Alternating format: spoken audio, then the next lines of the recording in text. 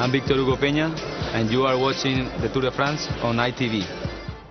Welcome back. The race is heading here to Lyon, the very first stage town in the 1903 Tour de France. We'll rejoin the action in a moment, but before we do, your penultimate chance to enter this week's competition. The line's closed tomorrow, so if you want to win a Trek road bike, pay attention. Now, the question concerns Lance Armstrong. He's the defending champion, of course, but what we want to know is how many times in succession he's won the race.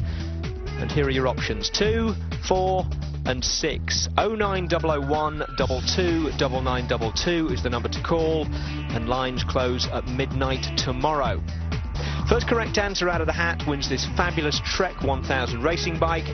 5 runners-up will get copies of the official Tour de France Centennial book, which is packed with original race reports and some superb archive photos.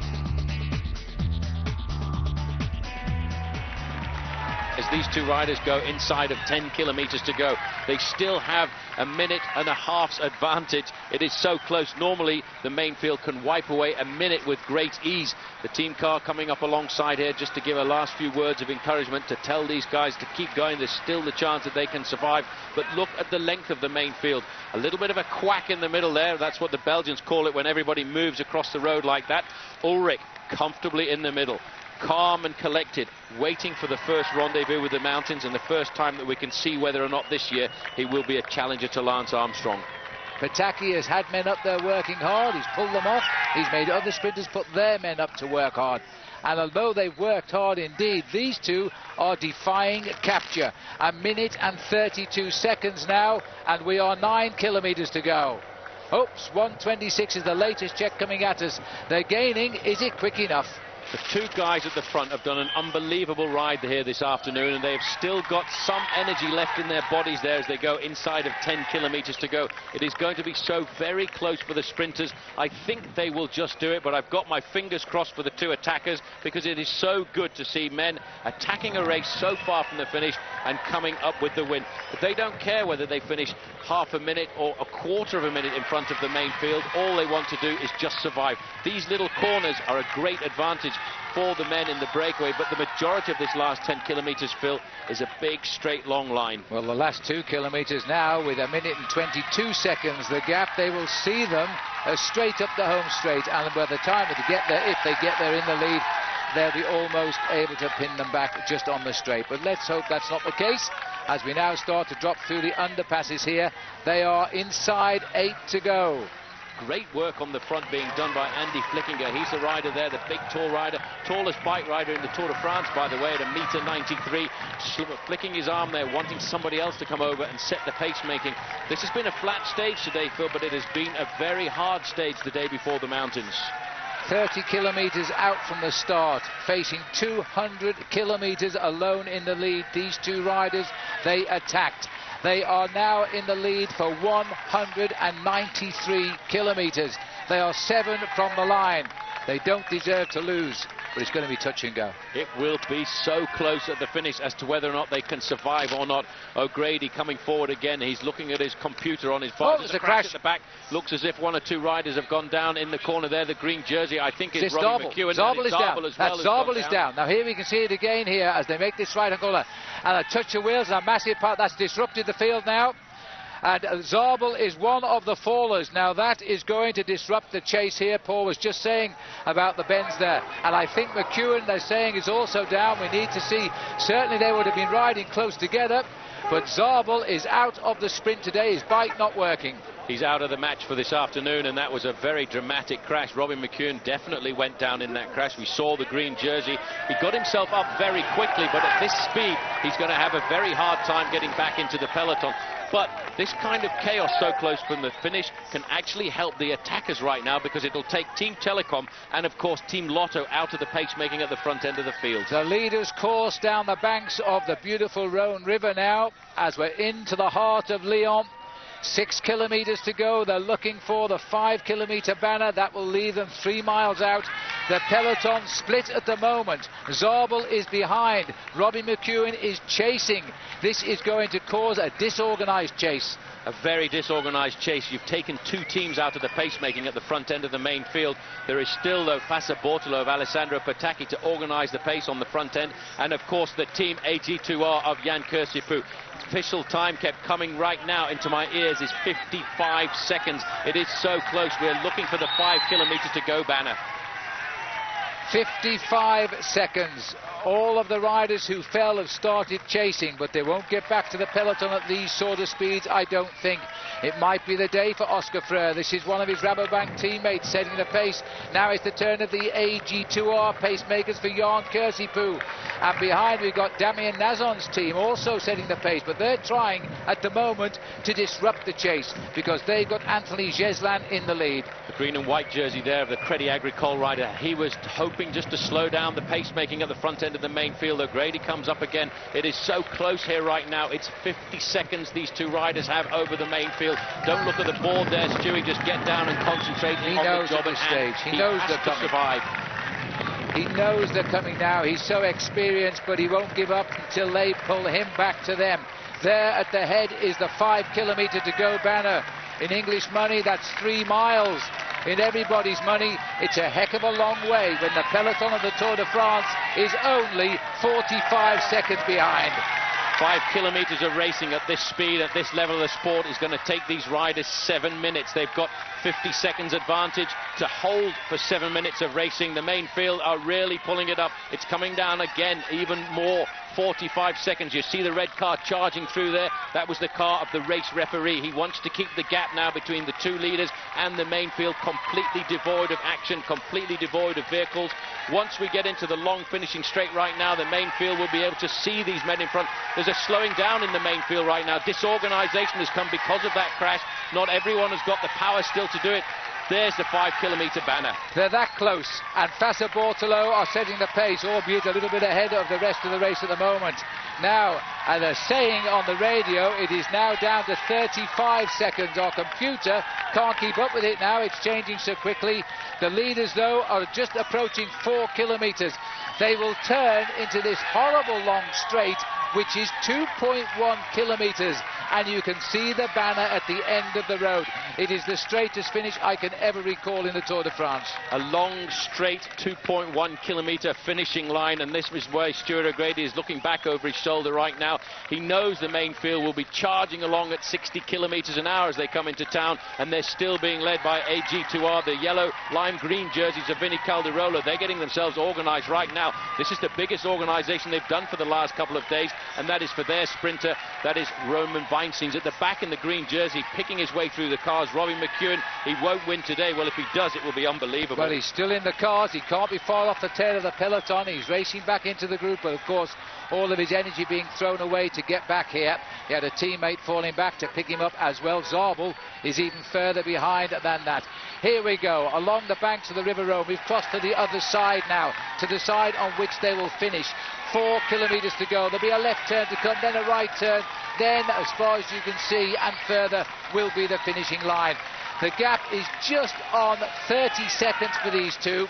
The only hope now is that the peloton will get a little bit confused and look to somebody else to take up the chase, and that's a tough expect. That's a tough expectation, but this is a big organisation right now. This is what's required to pull these riders back into the fold. The main field under 4 kilometres to go.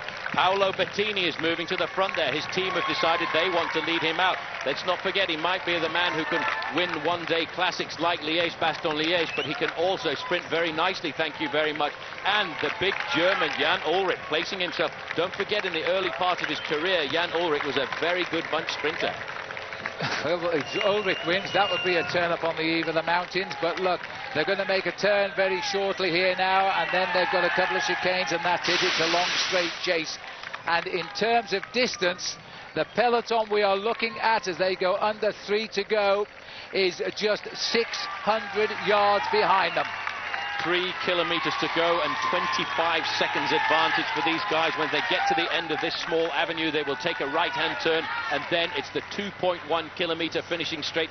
They dare not look back right now, Phil, as the time check comes to 20 seconds advantage over the main field. The sprinters are going to have their day. They will catch these guys, I would expect, right under the Flamme Rouge. It looked, and there's another crash. There's another rider gone down. 2 riders on the side of the road. They are so desperate to reach the leaders on these bends. They are falling off. Let's have another look again.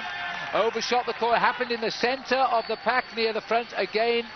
And they look okay, but they will again have disrupted the chase. This is all because of the fatigue. This has been a tough day in the saddle here. We've had 230 kilometres of racing in temperatures soaring up to 90 degrees Fahrenheit.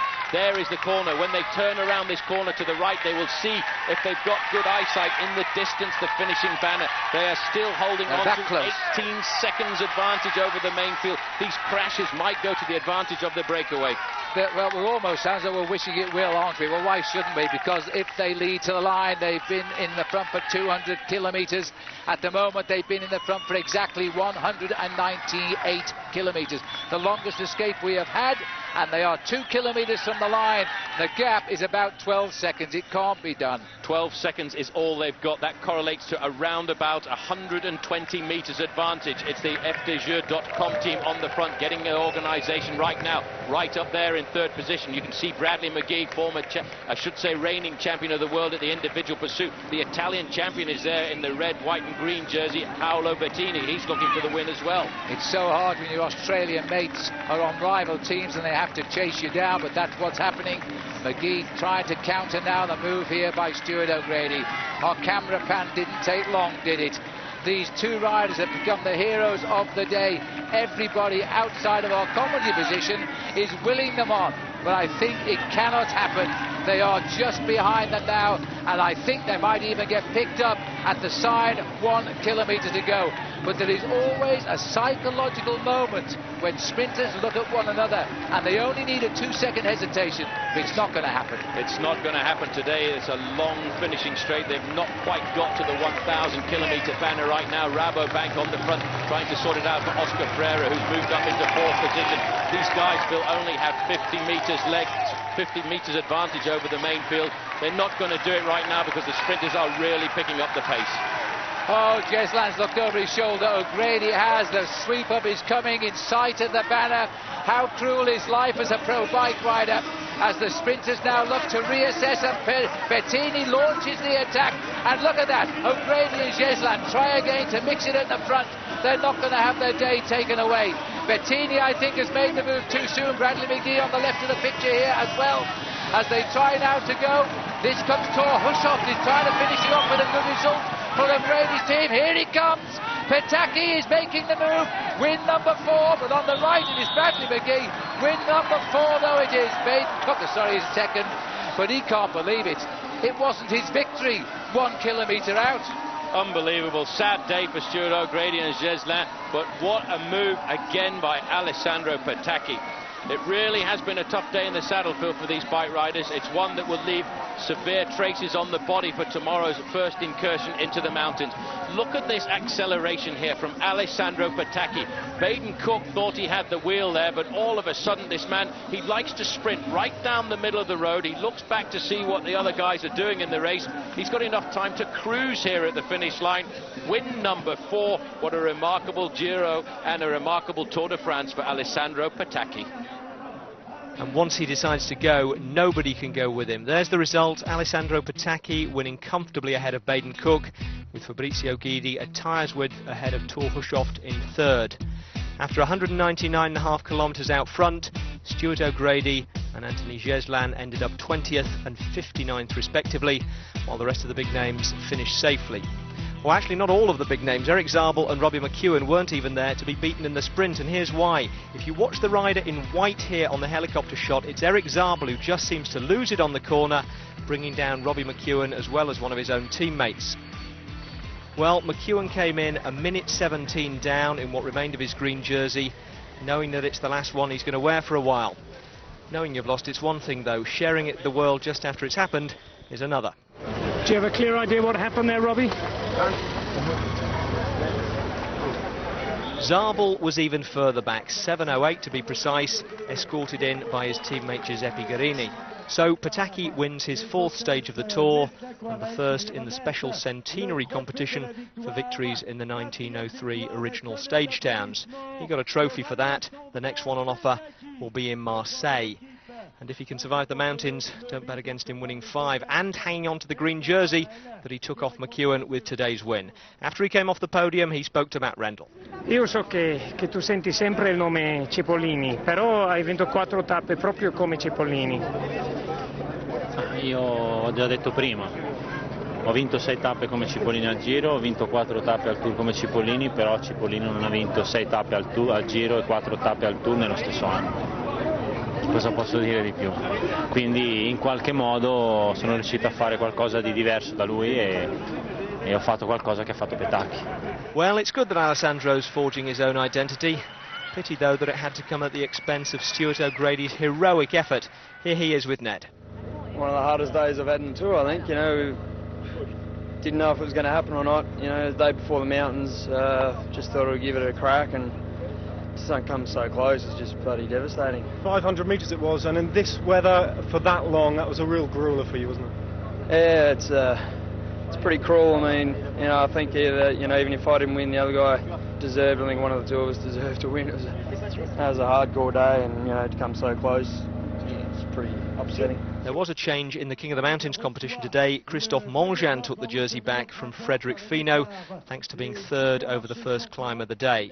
But there was no change at the top, gliding serenely through the stage, oblivious to heat, humidity and heroically futile breakaways. It was Victor Hugo Peña who carries the yellow jersey into the mountains. And the US postal plan will be to effect a seamless handover to his gaffer somewhere on the road to Morzine tomorrow. For the moment though, Lance Armstrong continues in 2nd place, with all but one of his US postal teammates lined up behind him. Lined up behind them, all the other contenders finish with their deficits on the race leader unchanged. Further down though, the time gaps are opening up. Poor old Jimmy Casper is already nearly 40 minutes adrift. Alright, that's it for the flat. Tomorrow we're off steeplechasing, and it doesn't get much steeper than the weekend the riders now face in the Alps. Stage 7 features 5 climbs and a treacherous downhill sweep into Morzine. In 2000 it was this stage's toughest is the Category 1 Col de la Ramaz at just over 1600 metres. Not much fun if you're all fast twitch muscle fibre, and for the sprinters it'll be a humiliating transition from stars of the show to desperate hangers-on. And Robbie McEwen, of course, also suffering the after effects of yesterday's crash. Been better. Day of fun in the mountains. Well, there was a cheering sight for Robbie on the first climb of the day. Alessandro Petacchi weaving like a drunk on the Col de Port before putting the finishing touches to his Mario Cipollini Rides the Tour impersonation by doing his only serious climbing of the race, climbing off his bike and into the team car. 4 stage wins before abandoning on the first day in the mountains. Cipo couldn't have done it better himself. He wasn't the only struggling sprinter. Jan Kursipuu was doing the same climb in slow motion. And it wasn't only the sprinters who were struggling. Kelme's Jesus Manzano collapsed with heat exhaustion at the side of the road and had to be taken to hospital. His teammate Anthony Towler, meanwhile, took out his frustration on the team car after coming off in a crash. Up at the top of the Tour's first serious climb, and it was a pretty serious climb, there were 3 men clear. All over today when he's over the top, and he knows that. He has another 3rd category climb before he will finally turn onto the valley approach to the town of Morzine in the Alps. 55 seconds is the lead, only back to the next man, and it should be still, I suppose, Aldag. Still Rolf Aldag, and a lot of people wondering why Armstrong didn't want to go out and lay the law down on the first day in the mountains, as he so often has done in the past. Well, I reckon it's probably because of the fact that this big climb we're going over right now, the Col de la Ramaz, is actually at 22 kilometres to the finish. Now, he could have attacked on this climb and put time between himself and his rivals, but with 22 kilometres downhill to the finish, they would have a huge chance of recovering and pulling them back, and he would therefore have wasted his effort. The big attack on the slopes of the Alpe d'Huez, though, is there's no chance to recuperate, there's no chance to come back by taking risks on the descent. Richard Virenque now is not very far from the summit of this climb. He still conserves around about 4 minutes of his advantage, but he's hurting right now. And I'm not surprised. He's trying desperately. He's not thinking now of just winning the King of the Mountains. He's won that title 5 times before. He is thinking of winning this stage and taking the yellow jersey. And to a Frenchman in the 100th year of the Tour de France, that will make him a superstar. and they didn't deserve such success because they had a French leader earlier in the week. He was the first French leader for 2 years, Jean-Patrick Nazon, but this man is now preparing for a descent, and then he'll look towards the finish. He's over the top of the first big climb of this year's tour. He takes maximum points. Huge round of applause down here in Morzine for him. They're going to cheer him all the way now. Well, one thing's for certain, whatever happens to Richard Viron right now over the next 22 kilometres, he will be the king of the mountains at the end of today's stage. He will take incredible risks on this descent right now and try to conserve as much of his advantage as possible as we look at the main field here, still controlled by the climbers of Lance Armstrong's team. Chechu Rubiera is the man in first position here, doing a great job of work. Manuel Beltran, who they signed only 1 month before the Tour de France, is in second, and still there is their man. That is Roberto Heras. At the back there, wearing 161, by the way, is Stefano Garzelli. He's not made too much noise in the Tour de France this year, but he's still in with the action. And so's Yax there from Once. I'm beginning to eat my words. I said he would fall away from the leaderboard today. He was up there in 10th place overall, and he's still in this front group, along with his team captain, Joshiba Bolocki. Well, guess who these people are supporting here with a polka dot jersey on? They're supporting, of course, Richard Viron. But coming up the climb now, magnificent place here for Aldag. Now, once the climb is over, Ralph Aldag will come into his own again. Bridge a 1 minute gap to Richard Viron, because Viron, for a climber, is an excellent descender as well, and he will be going round those corners as if there is absolutely no tomorrow. He starts the climb, the descent I should say, with an advantage of 4 minutes over the main field, and I don't think he will lose very much of that on the descent. There's Moreau moving up onto the shoulder of Lance Armstrong. These men are all moving up in the overall classification. It will be a completely different classification tonight. Well, this very select forward group is closing in quickly on Aldag, I think. He's gone over the top with a lead of 1:32. David Miller, just hang on, David, because it's nearly all over. Just rocking a little bit at the back in our picture there, David Miller. But if he gets over the top, and it's not too far now, he'll be okay. This is the pace-making, and it's an interminable pace now by the riders on the Spanish membership of US Postal Team. This is Rubiera, who's setting the pace at the front as the right-hand man of Lance here in the mountains. Rubiera himself saying they'd have 2 or 3 men up alongside Lance on the climbs today. Well, he's proved to be absolutely correct. And the yellow jersey, Pena, has gone, but Armstrong is still here. But look at this tactic of US Postal. They're using these 2 climbers here, Rubiera and Beltran. They seem to be keeping in reserve Roberto Heras for something special later on. There is the jersey I think they confused Eric Zabel with there, because that's the jersey of the national champion of Austria. That's Georg Tocznik, and I have a funny feeling that in fact that jersey there is the jersey of the man who was well up in the overall classification of the Giro d'Italia earlier this season. I think you're right, Paul, and he's still in that group, and that's a much more likely candidate, because Georg Tocznik is a very, very good climber. Still counting down, remember, we've got the leader over the top, Viron. Ralph Aldag is at 1:32. It looks as though the peloton could still be running around at 4 minutes. 3:20 is the third rider over the top. It looks like Poirot again, who's gone over the top. He's done well to survive, but he's gone over the top in 3rd place. Tyler Hamilton is in that group. Still surviving. It's amazing to think what this man has gone through. There you can see the pink jersey, Joshiba Bolocki. Ulrich still looking very calm and collected. An acceleration coming here from ibernesto.com, but they won't react at all. Armstrong just stretching his neck there, the pain of sitting in that position for 4.5 hours in the saddle, and they're not too far behind. There's Iban Mayo, and the move now has come from ibernesto.com for the descent. I think that was actually Mancebo, the team leader there of Ibernesto, who just made a point coming out of the top. Now, the skill of the descenders now, as they start the descent, and you know, just under 4 minutes now for Armstrong's group. They've got to pull back 2 minutes at least to stop Richard Viron taking the leader's yellow jersey. Je suis Alexandre Vinokourov. Vous regardez le Tour de France sur ITV.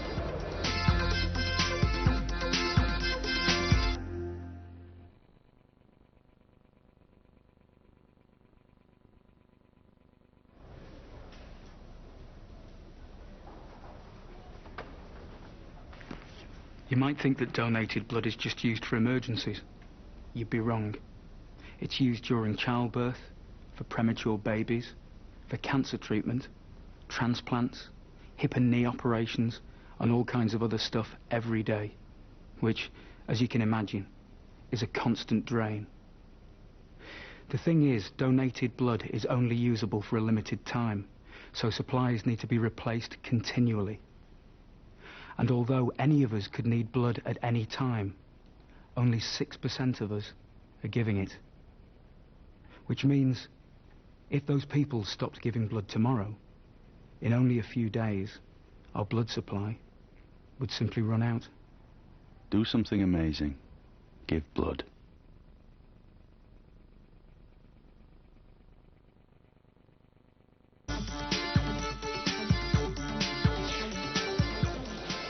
Ciao, sono Giuseppe Guerini, vi raccomando, vi aspetto al Giro di Francia, Tour de France su ITV. This is a big escapade here by Richard Virenque, who is now slowly but surely starting to increase his advantage over the main field. This is the final climb of the day into the small town of Léger. When he crosses the summit of this climb, he'll have an 8.5 kilometre downhill charge to the finish, a place where he has won in the past. He's won on the same road here in Morzine, but right now this could be a very sweet victory, because for the man who has been regarded as the bad boy of cycling, he has come back to the top end of the sport, and he could well today not only be garnering himself the lead in the King of the Mountains competition, but he may well be taking the yellow jersey away from the US Postal Service team. And after a long breakaway of almost 190 kilometres, quite remarkable. The guys on the front end of the group here, Phil, this is US Postal Service. They've shut down the pacemaking. They're not worried at all, I don't think, about Virenque, because Armstrong knows that tomorrow he will have to pay the debt of this long breakaway today. There on the far side in the white jersey, you can see Ivan Basso. Two riders in this group from Euskaltel-Euskadi are David Echevarria and Iban Mayo. Iban Mayo won here just 1 month ago when the Dauphiné Libéré came along this exact same road. Yes, the postal boys are quite happy, I'm sure of that. They're looking at each other, they're just coordinating themselves.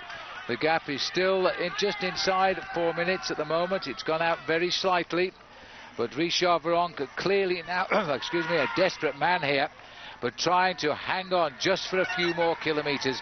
A little more than 10 miles to the finish for him as he races now towards the very nice town of Léger, and that'll start his downhill approach to the finish. This should be the 15-kilometre to go banner. Every motorcycle down there wants one picture. There's 10 kilometres to go. That's a bigger relief indeed for Richard Virenque. That gives him just a 6-mile run now. Well, he's won the day, Paul. All that remains is to see whether the time gain will give him yellow.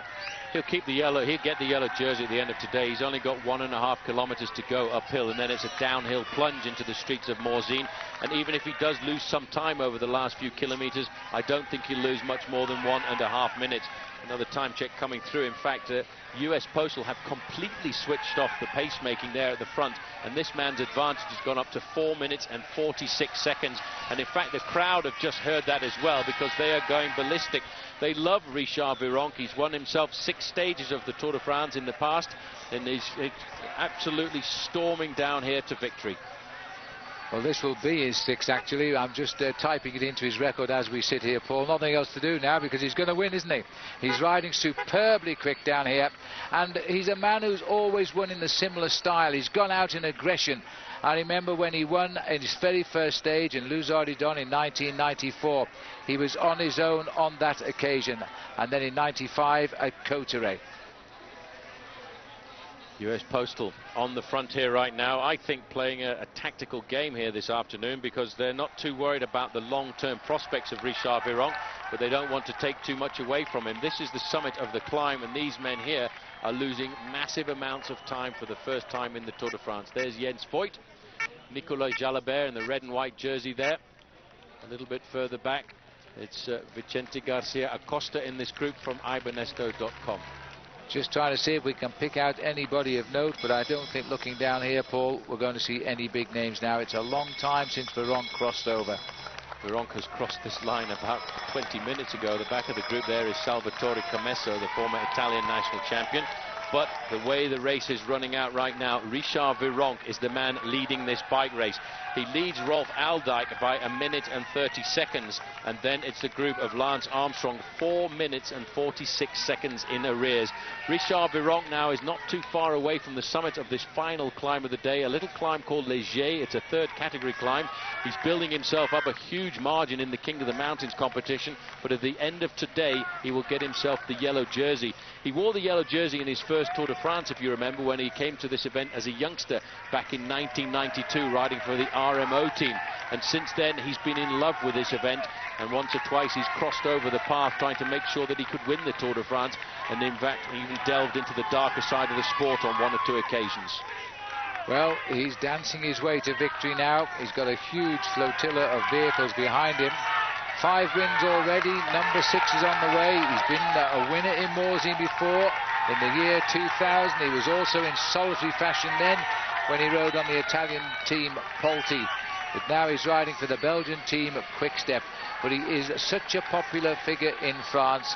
The motorcyclists there getting a little bit too close here, but then he is French and they do want to capture the images for the papers tomorrow, as he now climbs up round at Léger before he heads down to the finish in Morzine itself.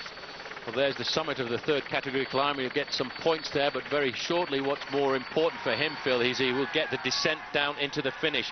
The last time check we got back to the group containing Lance Armstrong was 4 minutes and 46 seconds. As we look at the Gruppetto coming to the summit of the climb, these men are just hoping to survive today. They want to stay inside the time limit, which on a day like today should be around about the 1 hour mark. There's Stuart O'Grady on the far side, Pavel Padrinos also in the group there just at the back, Yatislav Ekimov. They've done their job for the day. They're just conserving energy, because tomorrow they will have to come out and play once again to try and get Lance Armstrong into the yellow jersey, because he will not have it at the end of today's stage.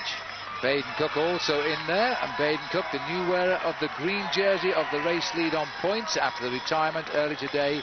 There's the yellow jersey of Victor Hugo Peñu as well. He's fallen right back, and so he's done for the day as well. He'll lose that jersey, of course, today, but also Baden Cook will pull on the green. That'll be the first time ever for him, and he'll be only the 3rd Australian to achieve that. But meanwhile, we are racing off towards the finish in Morzine now. This is Léger. As we course through the streets now, Richard Virenque is heading to victory, a familiar role for him in Morzine. He won here in 2000. The tempo still being set by US Postal, nobody willing to help them as they gradually go further ahead. 4 minutes 25 now for Richard Virenque. He is the new yellow jersey of the Tour de France. And don't forget, the town of Léger is 5 miles or 8 kilometers from the finishing line, and that, by the way, is the venue for the Mountain Bike World Championships next year. Couldn't think of a prettier place to hold it. Absolutely remarkable backdrop for any kind of sporting event. The town of Léger and also the town of Morzine, which towers above it, is the ski station of Avoriaz.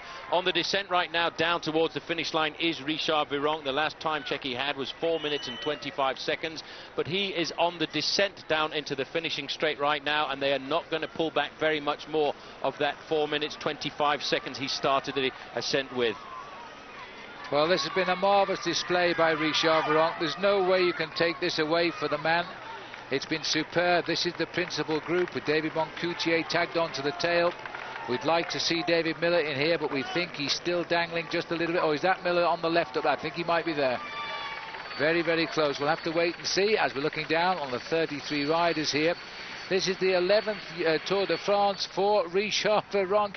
In his very first tour in 1992, he did hold briefly the yellow jersey, and that was the occasion we said, who on earth is this man? We hadn't heard of him, and he's never worn it since until this year.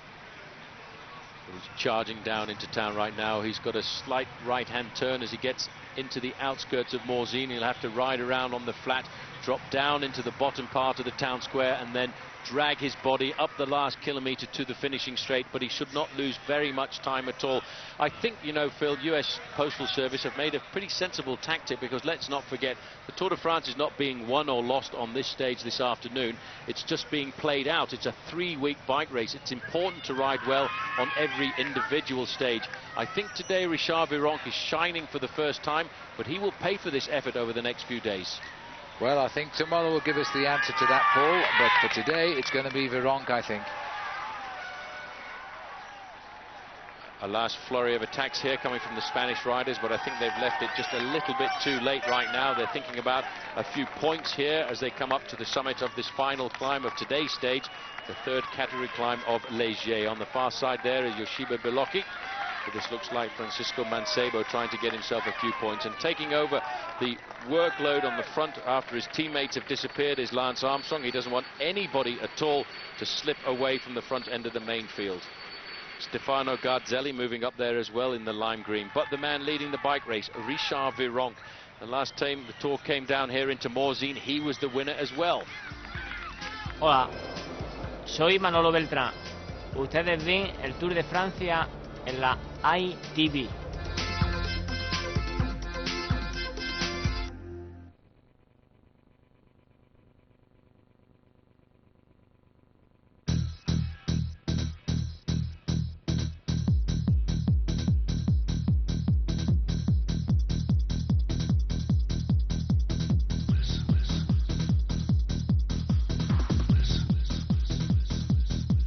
Chlamydia is a sexually transmitted infection.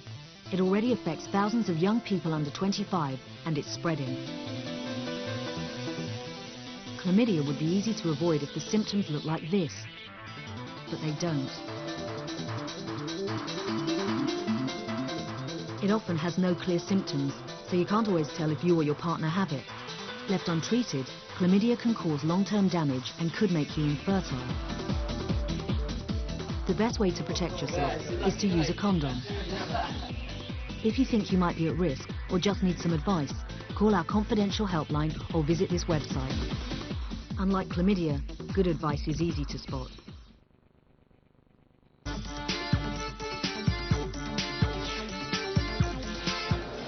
Ciao ragazzi, sono Gilberto Simoni, vi aspetto al Tour de France su ITV.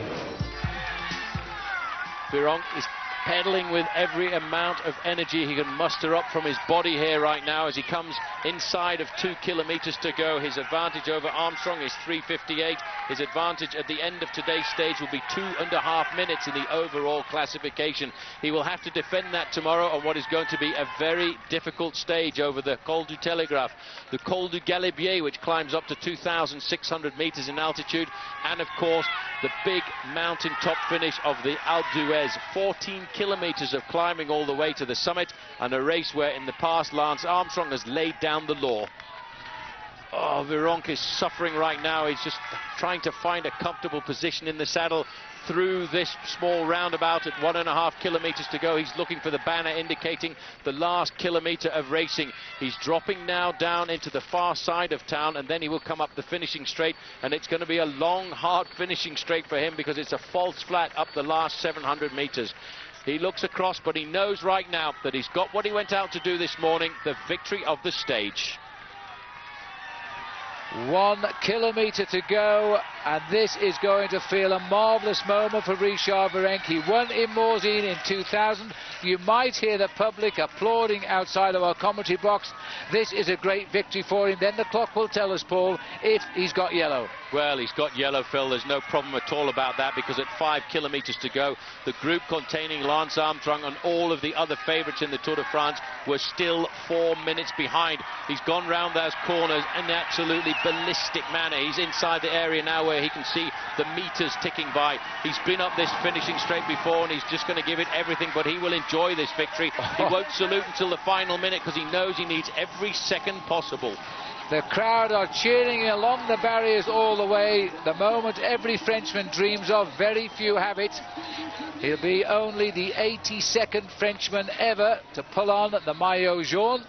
As he races up towards the line now, he looks at the crowd. He gives them a smile, he gives them a grit of his teeth. He's still looking for that banner. When is it going to come? This is rather a nasty little hill up to the line, the way they come in these days. It wasn't the way he came in when he won in the year 2000. Now's the moment. Almost exactly the same salute he gave when he arrived here in 2000. Richard Vironk takes stage 7 of the Tour de France. The clock starts now, and he is looking for yellow. This is Sylvain Chavanel. He's just jumped away from the group of Lance Armstrong, trying to get himself a little bit of last-minute glory, but in the main field behind, they're not too worried about Sylvain Chavanel. They've lost themselves an awful lot of time on a certain Frenchman by the name of Richard Virenque. Still in the middle of nowhere. Let's not forget the man who's going to cross the line in second place is Rolf Aldeg. He's about 2.5 minutes behind, but it's an emotional finish here for this man, Richard Virenque. He's come back to the top of the sport. He's put in an unbelievable escapade today. He's garnered everything he wanted to get, but most importantly, he's got himself the yellow jersey. Here, for me, has been one of the heroes of the day. If ever you're a cyclist at this level, you suffer like Aldeg has suffered, you are left behind, you go back to the man, you are left behind again, you hang on. This has got to be his finest ride in the Tour de France. This man is a true professional right now. He'd hope to try and stay in contact with Richard Virenque. He loses 2.5 minutes after 6 hours in the saddle, but this is one of the stages he can write home about. I think Benoit Poivel, the man from Crédit Agricole, Phil, has been brought back into the fold, and third man out on the road is Sylvain Chavanel of Brioche La Boulangère. The main field are not too far behind, only about 30 seconds. Well, this will be a celebration in memory of Fabrice Salançon, their teammate, who died of a heart attack just before the start of the Tour of Germany. For that reason, the team pulled out of competition. They've come back in for the Tour de France, and now they will remember him, because this rider here was thought to be the star of the future, along with Salançon, who died of a heart attack and had many postmortems, and it was a death by natural causes. A great tragedy, and I'm sure that Sylvain Chavanel will be thinking of that as he comes up the home straight here. He's going to take third place. He's got away from the big bunch. Nobody's chased him down. He looks over his shoulder. He's learning to be a good professional, making sure nobody is coming back. Look at the time gap, Paul. It is still quite big here. Time gap is huge. It's still around about 3 minutes and 50 seconds back to the main field, so there is a new leader of the bike race this afternoon. As Chavanel gets the cheers of the French crowd, the main field cannot be very far back. 3:50, that's the time since Richard Virenque crossed the line right now, so he's the new leader of the bike race, he's the new king of the mountains, and of course the winner of the stage. This is Rogers. Well, is this Michael Rogers from Australia? That is the ride of your life, the first man ever in the Tour de France, and that's a superb result for Rogers as he crosses the line there. Then comes the rest of the group as they're led in there. Stefano Garzelli, very, very close indeed, but Michael Rogers done an incredible ride there for Australia. And the gap has counted out on 4 minutes plus there. Now, yes, maybe Armstrong did allow it to go, and maybe Richard Virenque is tired, but a 4-minute gap is big, and it's going to take some pulling back. Yep, 4:06 on the stage between Virenque and the chasing group, with Rolf Aldeg, Sylvain Chavanel and Michael Rogers spanning the gap. David Miller right up there too in 8th place. In the same group as David were most, but certainly not all, of the big names. Lance Armstrong was 15th, Jan Ullrich 21st, and Joseba Belocchi 32nd, all on the same time. As David Miller came in, Ned Boulting was waiting for him. Well done, David. You stuck with the pace. How did you feel? Oh, terrible. I blew up at the top of the climb, seeing stars. I thought I had some food in my pockets, otherwise I'd have been dead. But yeah, I was feeling good apart from that. I just blew completely at the top. So anyway. Nonetheless, to do what you've done on a day in this heat, you must be reasonably happy with your day's work. Yeah, no, it's good. I'm happy. Okay, that's good. Considering how I was feeling at the end. Well, however he was feeling, it can't have been as bad as Santiago Botero. Touted as a challenger to Armstrong, but sadly for him, his customary bad day in the mountains coming on the first day in the mountains. He came in 10:21 behind the winning time, and his Tour challenge is over. The autobus, the big group that gathers at the back, came through almost 25 minutes down, and somewhere in there was the yellow jersey of Victor Hugo Peña. Of course, there were riders today who didn't make it in at all. 7 men abandoned today, the highest profile of them being the green jersey of Alessandro Patacchi. 5 others, including Jan Kursipuu, climbed off of their own accord. Jesus Manzano had no choice. He collapsed with sunstroke, but thankfully he's now okay. Well, we said he was desperate to make his mark on the Centenary Tour, and he has. The most popular rider in France, except for an office complex in the Paris suburbs where the Tour organisation is based. Richard Virenque takes the stage, the King of the Mountains jersey, and the yellow jersey as race leader. There's the confirmation. Armstrong remains second, but by 2 minutes 37, as opposed to the single second he trailed by this morning. Jan Ullrich lost no time on Armstrong today. He's 9th, and David Miller moves up to 23rd. But the big losers are Santiago Botero, who's now 68th, Giro winner Gilberto Simoni, 74th, and this morning's yellow jersey Victor Hugo Peña, now 103rd. Matt Rendell spoke to the man who took it off him. Il faut oser dans la vie, et j'ai osé aujourd'hui. C'était un peu risqué parce que je partais de loin et j'avais peur que ça rentre, mais avec Paolo Bettini, il m'a attendu, et après l'échappée a continué longtemps, et les 5 derniers kilomètres, je savais que c'était gagné, c'était magique. Well, he must have had... This is one of sport's biggest gigs of the year anywhere in the world, and it belongs to cycling. The figures are truly astonishing. They're expecting 400,000 more or less fanatical and more or less sober fans to cheer their heroes on in the final hairpins of this monster stage. Ideal gears, ideal suspension, brilliant. Where are you from? Germany. Italia! Austria. Texas, Holland. Mint green is definitely your colour, mate. Well, it goes well with the eyes, it goes well with the cut as well. We're giving it to Lance. For the last 2k, Lance can ride this. You have that much of a lead. See you later. Back on the road, Lance Armstrong's group were still chasing Didier Roos and Mikel Astalotha up Alpe d'Huez, with 10 kilometres of the 14 still to climb. Now we know why the team of Lance Armstrong turned up the screws on that final climb there to the summit of the Col du Galibier. It was because they wanted to make the race difficult for the final ascent of the day. We're now looking here at number 28, riding for Team Telecom, Alexander Vinokourov. He, a few moments ago, was with Lance Armstrong. Armstrong must be just around the corner. The two leaders, I don't know how they're doing it, but they are surviving. Their advantage over the group, being led by Armstrong and Mayo, is now less than 1 minute. He's still got a teammate up there alongside him, and this time it's going to be Belocchi has gone. Belocchi has come back from nowhere, and he's now launched the attack. He said he would attack Armstrong in the Alpine passes, and this is quite remarkable to see that he's doing just what he said he would do.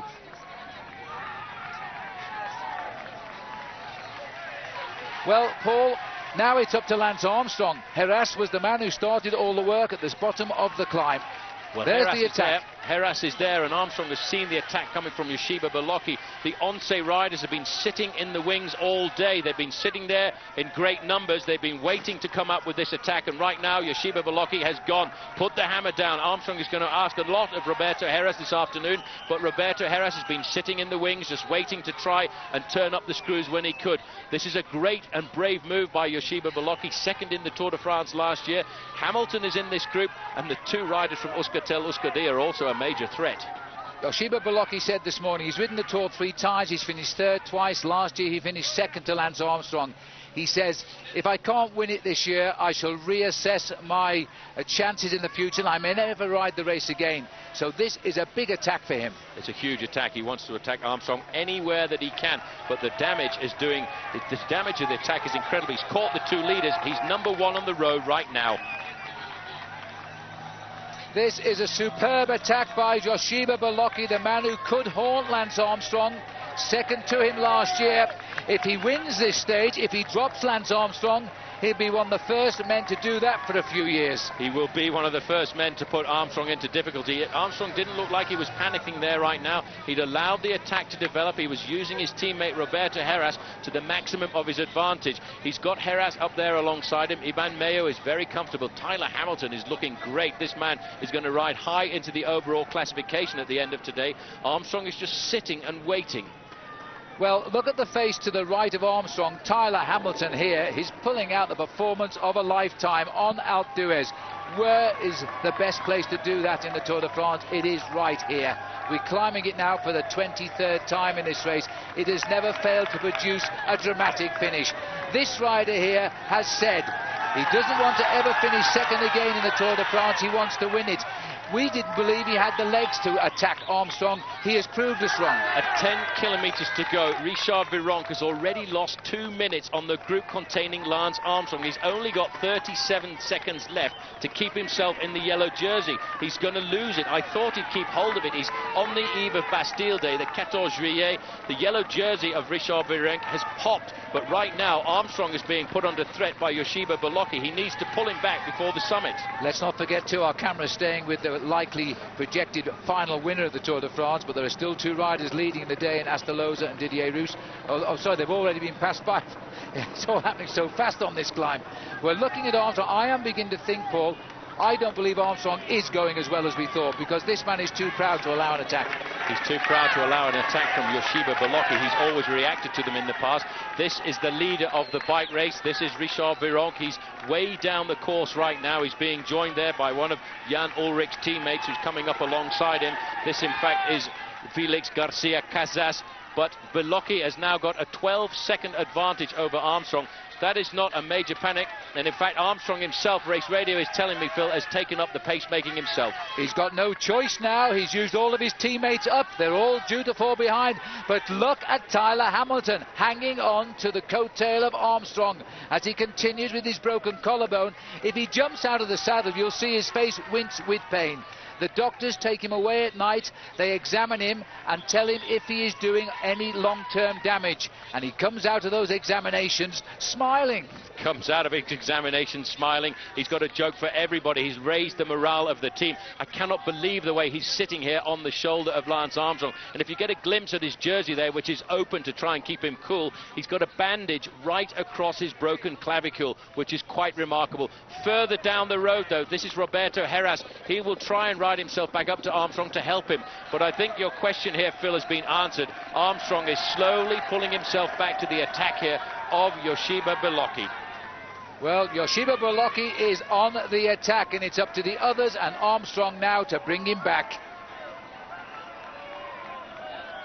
Yoshiba Bolocki now is being chased all the way to the line by Lance Armstrong, but what a remarkable performance by Tyler Hamilton. The man crashed.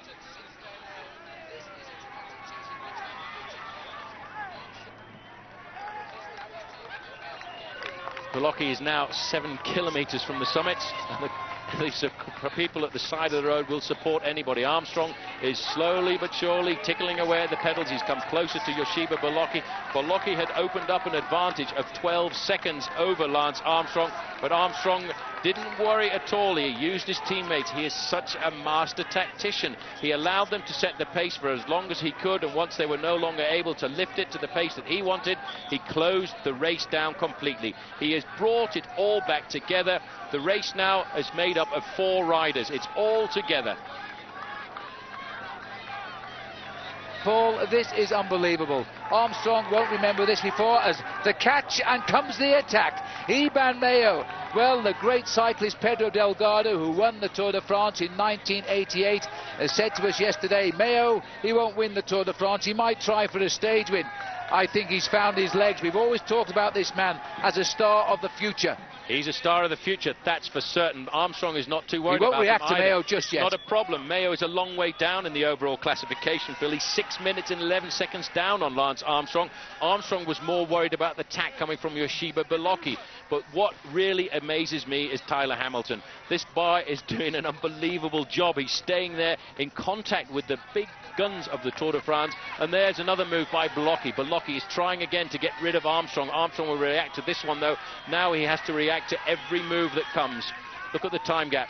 This is the gap now between Iban Mayo and Armstrong. It's 10 seconds. It's 2 minutes and 22 seconds back to the group of Richard Virenque, and he does not... Oh, Hamilton's I don't gone. believe it. Hamilton has gone this time. He's attacking Lance Armstrong. It hasn't worked. Armstrong's reacted. Bolocki also going. Once you have one attack, you have another. We've never seen a climb like this before. We've never seen anybody attacking the leader quite as repetitive as this. They believe he's vulnerable. They actually believe Armstrong can be beaten. The only way he can be beaten is if several riders attack him consistently over and over again. And that's what they've decided to do. That's what the big leaders of the Tour de France say that they will do to try and dislodge Armstrong from the top. You don't catch him out like that, though. And in fact, there's another rider coming forward here. It looks like David Echavarria of the Euskaltel-Euskadi team. Ciao, sono Paolo Bettini e mi raccomando, guardate il Tour de France su ITV.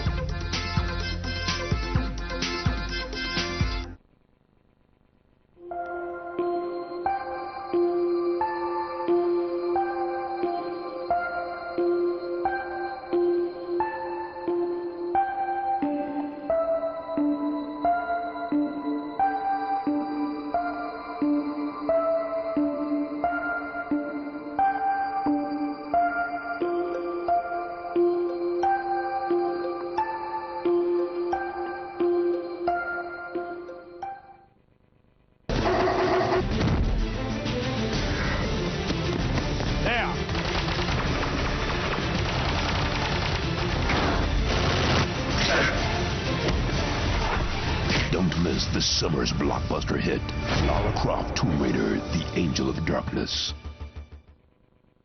At Dial for a Loan, we believe in a fast and helpful approach to personal loans, built on the principle of finding homeowners the right low-cost loan with a minimum of fuss, making it easy for them to borrow any amount from £2,000 to £250,000, so they can afford something special, or clear their outstanding debts and replace them with a single, affordable monthly payment. For instance, £15,000 could cost as little as £117 a month. Compared to higher rate card and loan repayments, you could cut your monthly costs by up to 50%. Whatever your circumstances, Dial for a Loan could help you. Applying is easy, and you could borrow up to 125% of the value of your home. So why pay more? For free advice and a fast decision, apply online at dialforaloan.com. Or call free on 0800 093 9614. Call Dial for a Loan and we'll find the right low-cost loan for you. JVC CD player, £99.99. Buy one, get one free on Turtle Wax. Up to a third off selected cycle carriers and roof boxes. Up to a third off masses of bikes. With our deals, you pay peanuts, so we thought we'd give you monkeys. Halfords, driving down prices. Straight through! Straight through, 118! Straight through! Straight through! Straight through! Straight through! Straight through, 118.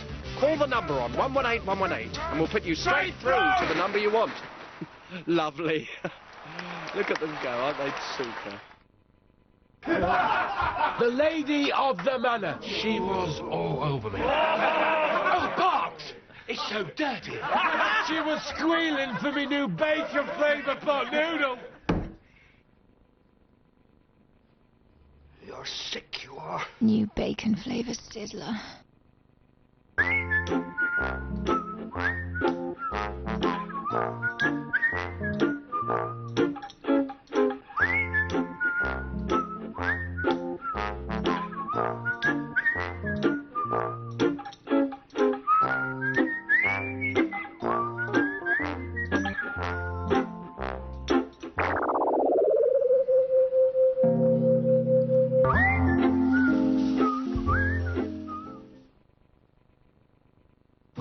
We're going to get through this together, July. She's hit rock bottom. The sooner you're out of my life for good, the better. She can't cope. I've had enough.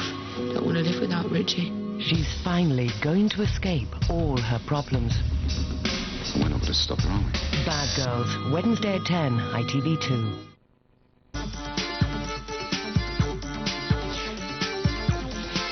Hi, this is Tyler Hamilton, and you're watching The Tour on ITV. Welcome back. Iban Mayo is 5 kilometres from joining the list of riders who've won on Alpe d'Huez, but his lead on the chasing group containing Lance Armstrong is not much more than a minute. They are building from behind. We've never seen that before either, because by now Armstrong has finished off the opposition. It must be an indication that Lance is not in the condition of the previous years. And there's no doubt now, the riders around him, as somebody is going to... That's Vinokurov, I think. Alexander Vinokurov has had a move from the front. You see, they're sensing there is a chance to beat Armstrong. They are going at him like an automatic rifle. It's bang, bang, bang. As soon as they feel they're slowing down, somebody else goes off the front end of the main group here with all of the challenges at the Tour de France. Alexander Vinokurov had felt that the tempo was slowing down a bit. This crowd is the most monumental crowd we've seen here at the Tour de France, at least since I've been coming anyway. They're all over the place, and they're encouraging everybody in this 100th anniversary of the Tour de France. Armstrong has been attacked today more than he's ever been attacked before. He's ridden a very defensive race so far in the Tour de France, and it may well be that he's not in one of his great days and he'll have to save it for the Pyrenees. But Iban Mayo is revealing to us that he is a star of the future. He has ripped up this climb right now. His legs are ticking over as if there is absolutely no effort. But Armstrong has been challenged by his men, by his rivals. Vinokurov is weaving his way through this huge tunnel of people and noise. Iban Mayo, in his first Tour de France last year, finished a rather indistinct 88th place overall, but we know he's worth a lot more than that. This year I think he's going to come of age. He won't take the lead today, but with 2 weeks to go, who knows, because Armstrong is not the man of the last 4 years at the moment, and the riders will have searched that out better than any television commentator. This is now Roberto Laiseca, twice a stage winner of this race, and looking to weaken but not chase down his teammate, who is running away to the victory just now. Go Lance go, says the clown on the left. Well, he's going, but not as well as he normally does. He certainly isn't. The one thing that Armstrong did over the summit of the Col du Galibier was put the pressure on, had his team set a very hard tempo. The reason they did that was to get rid of Jan Ullrich, but they've not got rid of Yoshiba Belocchi. Belocchi feels today may well be the big day for him to try and put Armstrong into difficulty. They've pulled back Tyler Hamilton in third position there in the red and white jersey. Hamilton has got a double fracture of the clavicule, but he's still hanging good in the front end of the Tour de France, which is absolutely remarkable. We're inside of 4 kilometers right now for Alexander Vinokourov. The race was toughened up by US Postal Service to see how the challenge were going to be to Lance Armstrong, but maybe Lance Armstrong himself is actually paying for all of the work that has been done by his team. Further down the slopes, the new young Australian on the left in his first Tour de France, now told to look after the fallen race leader here in Richard Virenque. Michael Rogers from Canberra on the left is beginning to look like Australia's first ever future winner of the Tour de France. Now yesterday we finished the stage in Morzine, and if we'd have realised what it really did tell us, because only a month ago to the day yesterday he won a stage of a race here in France, beating Lance Armstrong. Now a day after that, here he is running with the stage. He's got it surely. 3 kilometres from the line. Inside of 3 kilometres to the line, he's got a massive advantage over Lance Armstrong. He's given us a serious demonstration on how to go rapidly up the Alpe d'Huez this afternoon, but this man has showed his courage too. He's had a great season this year, let's not forget. He won Paris-Nice in the month of March, he won the Tour of Switzerland, and now he's trying to dethrone Lance Armstrong. Yoshiba Belocchi, who really set the rot in for the other riders on this climb, and he launched an audacious attack on Lance Armstrong. Armstrong has controlled him, but the writing there I think is for all to see, as Ivan Basso has tagged on to the back, the tall thin man in orange, teammate of the rider out front, that's Robert Laiseca, and Tyler Hamilton. I cannot believe that Hamilton is still there. Hamilton is doing an absolutely phenomenal ride. He really has done well to stay in that group. Again, there's another attack coming, I think, at the front end of the group here. I have a feeling that Laiseca has actually been dropped from this group, and he's been replaced by Jaimar Zubeldia on the left-hand side there. Also dropped from this group is Francisco Mancebo. Mancebo went about 500 metres ago from the tail.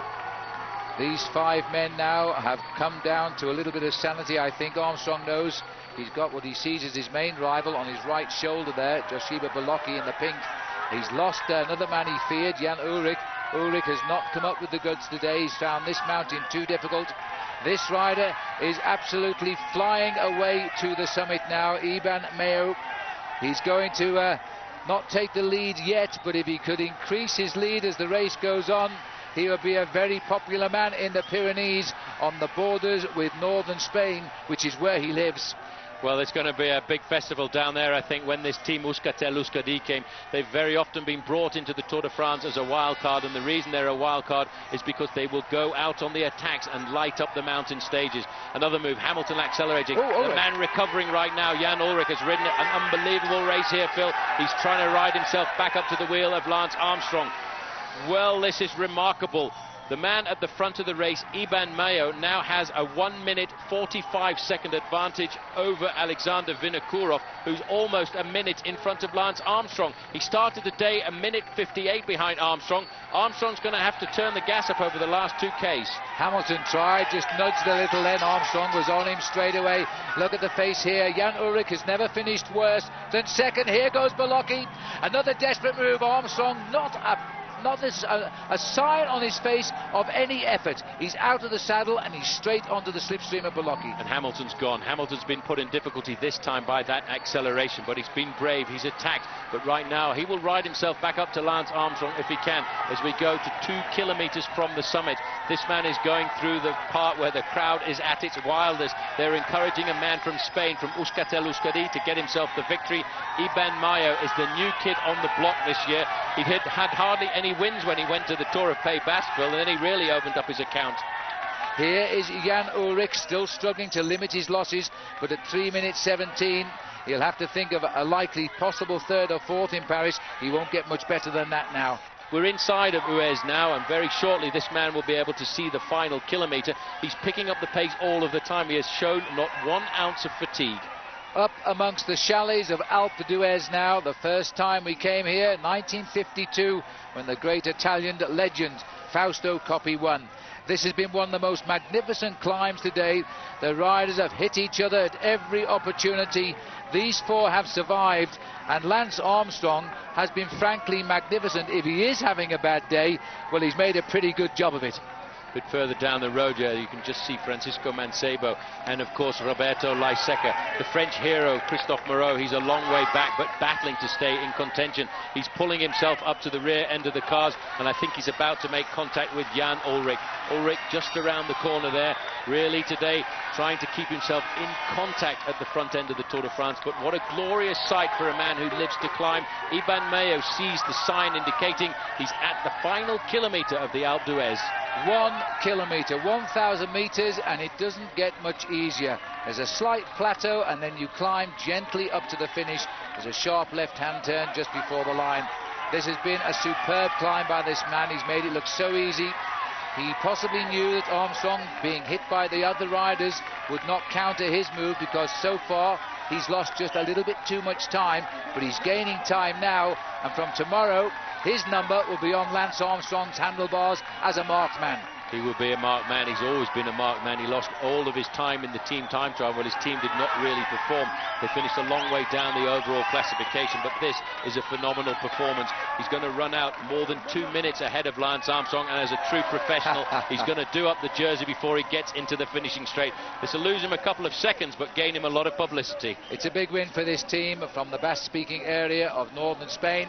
This is the wonderful moment when you come alone to the summit of Alpe d'Huez. He's not the first Spanish rider to win here, but he's going to make sure everybody sees him. Time at this minute is not important when you're winning at the stage at Alpe d'Huez. It's all about the success. The 23rd time that the race has come to this mountain, and now we have this man, Iban Mayo, making the victory. The first Spaniard was Echeverri, and that was a few years ago. So up to the line now, nearly 6 hours today in the saddle. He's going to make the most of this. It always seems a long way to the finish. The other riders, though, are going to have to sprint it out. But the Spanish will enjoy this moment, and in particularly those who come from the Basque country. They love their sport of cycling. This man now is an absolute hero back home. An absolute hero. The man who's attacking though here further down the slopes is Alexander Vinokourov. He's inside the last kilometre as well, but I tell you one thing, he's not got very much more than about 20 seconds advantage over the group containing Armstrong, Bulocki, Zubeldia and Tyler Hamilton. But it's been a glorious day for Euskaltel Euskadi. They have done what they wanted to do at the Tour de France, shine in the mountains. One day in the future, though, Phil, Iban Mayo is going to come back here to the Tour de France and think about overall victory. The group of Lance Armstrong has swelled over the last few kilometres. Mancebo has come back, so has Ivan Basso, number 81 on the right-hand side. And just getting onto the back end of the group there is the man Roberto Laiseca. What a great ride by him, and Zubeldia is there too. Alexander Vinokourov started off with his second win in the first big race of the year from Paris down to Nice. He scored in the World Cup Classic Amstel Gold Race in Holland. That's their biggest one-day race, and now he's coming home in second place here. This is a good ride by Alexander Vinokourov. He could yet be a man for a place in Paris in 2 weeks. Looks very, very determined. Waited till they'd all attacked one another, chose his moment and went for it. He'd left it too late to catch Mayo, but look at the clock too. These are big time gaps. Mayo is moving up the overall classification tonight. Vinokourov heading up as the clock counts him down. Well, it's a good move by Vinokourov. He's got himself an advantage over Armstrong. He's not done enough to get himself into the yellow jersey this evening, because he started the day 1 minute and 58 seconds behind Lance Armstrong. And in fact, we're getting news that the yellow jersey is 8 minutes behind the leading riders. Armstrong and Yoshiba Bulocki are in the finishing straight right now. Armstrong lining himself up in second place. 6 riders aren't supposed to come together on a climb like this, and Armstrong is determined now to take the 3rd place, and this is for the yellow jersey as well. He may have been beaten on the climb, but he will be the leader of the Tour de France. The American, and that's a matter of honour, I think, has taken third place at about 2 minutes and 13 seconds. And here are the hard facts of a dramatic final climb. Ivan Mayo putting 1:45 between himself and Alexander Vinokourov on Alpe d'Huez, and climbing at a full 2 minutes 12 faster than Lance Armstrong and the chasing group, which included Joseba Bolocki and the heroic Tyler Hamilton. Another 1:24 behind Armstrong's group was Jan Ullrich. Not a terrible day for him, but certainly not a good one. David Miller came in 20 seconds, 6:09 behind Mayo. Once he caught his breath, he spoke to Ned Bolton. David, yesterday you told us you nearly died and you saw stars in your eyes and all that sort of thing. Same again today? Yeah, today was probably worse, actually. I think it was really hard for everybody, went hard from the gun. And just a long day, you know, and after yesterday as well, with the heat and the length of the stage, and those are, the mountains don't get any bigger than they do today. So today was probably one of the hardest days for me. So I'm kind of, it's the first time I've gone up Alpe d'Huez, so I'm kind of happy it's done now. Well, what is that like? I mean, it's unimaginable for those from the outside, but I mean, on the inside, what does it look like? It's horrible. It's, I mean, it was good because there's so many people, you know, there's hundreds of thousands of people coming up Alpe d'Huez, but Christ, it's so much, it hurts so much. Really horrible. 9.5 minutes behind the winner was this morning's yellow jersey, Richard Virenque, admitting that he knew it was pointless trying to match the pace of the front group today. But he was far from the worst off on the stage. Gilberto Simoni lost nearly 13 minutes.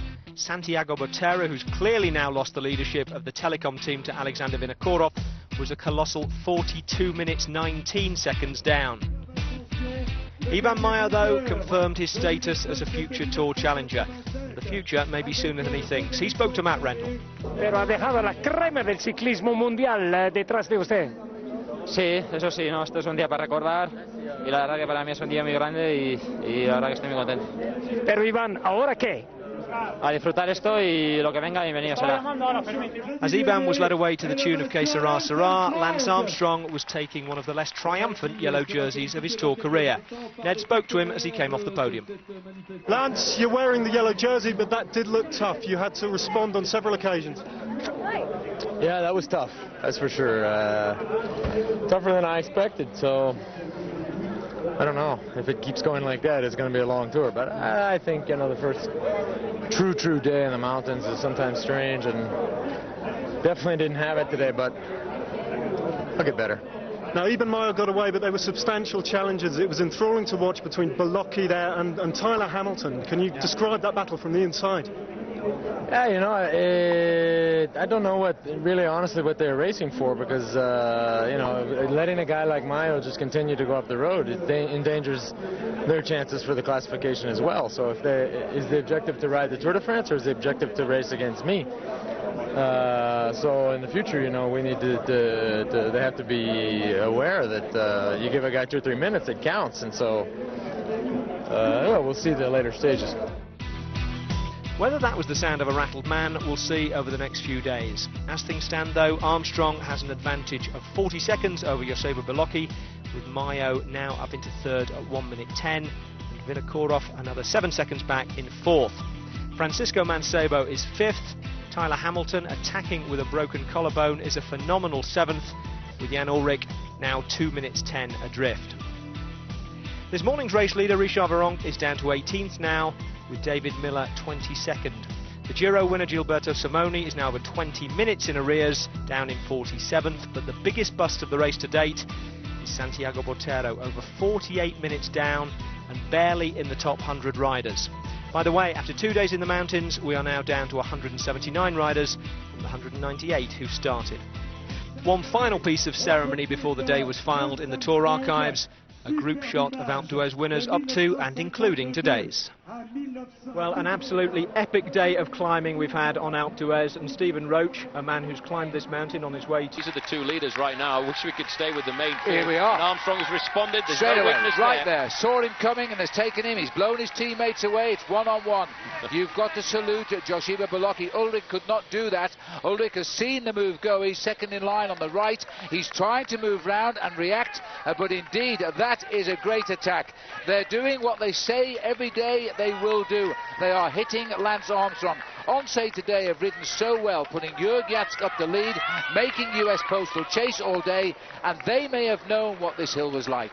They probably went down as well because their team manager, Manolo Sainz, is a master tactician and a technician as well. He goes out, he reviews everything. He reviews all the latest equipment, which is why in the first opening days of the Tour de France, David Miller was very upset with the equipment that his team had because he felt that Team Once had a much superior line of material.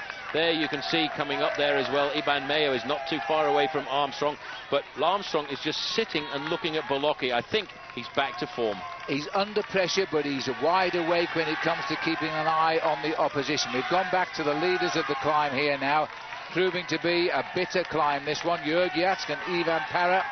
Parra has only won one race here, 3 races in his career. He's been a pro since '97, but he is a very, very good climber. He's a Colombian rider. As we're now just about to top the summit, Jörg Jatsk of Once will take the prize at the summit with Parra in second place.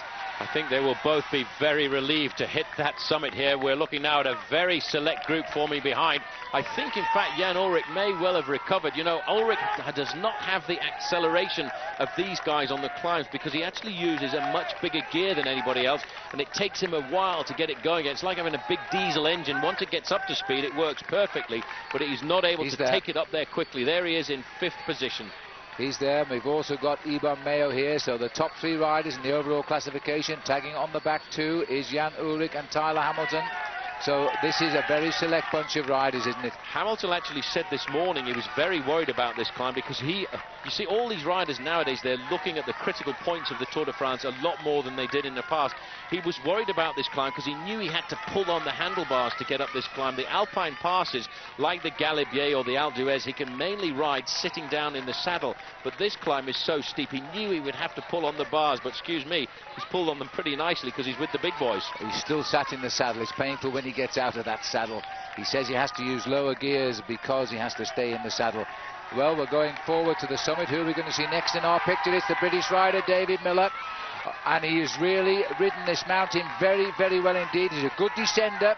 When he's free on his own, he's a very good individual rider against the clock. He's in his speciality here. He can still cross this gap in 28 kilometres to the leaders, but Lance Armstrong is preoccupied now. He is being attacked yet again in the Alps by the riders on the leaderboard, and Joshiba Bolocki on his shoulder, but he is not cracking. He is still in control of this tour. Further down the group here, you can see the French champion Didier Roux in difficulty, but Joshiba Bolocki, hats off to him, Phil. He's not scared. He's not overawed by the fact that Lance Armstrong has won the Tour de France on 4 occasions. He feels in his legs that he's got the form this year. He knows he's got to hit Armstrong in the mountains because he's not as good as him in the individual time trials. Hola, soy Alberto López de Munain del equipo Euskaltel Euskadi. Usted está viendo el tour en la NTV. Well, yesterday, Alpe d'Huez produced one of the most memorable... The way he was relentlessly attacking Armstrong in the closing stages yesterday, you wouldn't have known it. You can take a look at the x-rays if you want. It was it's quite painful yesterday. I mean, if you saw the way I attacked it, it's not very effective attacking when you have to more or less sit in the saddle the whole time. So you know, it's definitely affected by it. This is the man who came second in last year's Tour of Italy despite riding with another broken collarbone. After that, he needed dental treatment to rebuild the teeth he'd ground down in pain. This year, Tyler Hamilton's saga of suffering began 500 metres from the end of the first stage. 18 hours later, after a trip to the hospital, it seemed his tour was over. It's just a big disappointment. I've worked very hard for this year's tour, and I've really been focused on it for the last year, and you know, to have it all come to an end so quickly, it's a big disappointment. Yet within an hour, he changed his mind. He worked so hard for 9 months for this, and I understand he wants to give it a try because this is his whole life. He committed his whole life to this tour. Against all expectation, Hamilton took to the road. Cycling through the pain, he finished stage 2 safely in the peloton. But 2 days later, in the team time trial, it seemed the gamble had not paid off. If I'm doing more damage than good, then you have to be smart about it. If we thought that was the final act in a heroic drama, we were mistaken. The ferocity and the frequency of his attack on Armstrong in yesterday's climb took even the rest of his team by surprise. He did such a great performance yesterday. As you said, it was fantastic. He's obviously got fantastic condition. This is the biggest race for him this year. He's been planning all year to do well here, get a podium place. We had a big setback with the collarbone incident, but it's slowly healing. And with his determination, he's managed to hang in there. Today's a difficult day, and the fact of the matter is, they still have a broken fractured collarbone. You have to be very careful with it, and have to race differently. Just finally, Tyler, I mean, there's an awful lot of people wishing you well. Are you getting that sense from the crowd? Yeah, it's been really fantastic. I've gotten so much support from so many people here in France, and from people all around the world. And to those people, thank you very much. It's very nice of you, and it's definitely helped keep me going. And if he gets there, they'll be cheering him all the way to Paris. Well, Tyler Hamilton is up in the Lance Armstrong group today, but approaching 15 kilometres to go, the two-man leading break has become 4 again. Yaxka, Para, Casero and Pellizzotti. David Miller is in between the leaders and the chasers, trying to bridge the gap. The 4 leaders, Phil, they're losing momentum right now. They're moving across the road. They're slowing down. They're not a cohesive group as they were before. There they are right now. The team cars are all behind them. And as we pull back, there is David Miller. He's 20 seconds. Well, I started to watch because he is a lot closer than our computer is telling us. Oh, so's the main field. These are the long bronze legs of David Miller.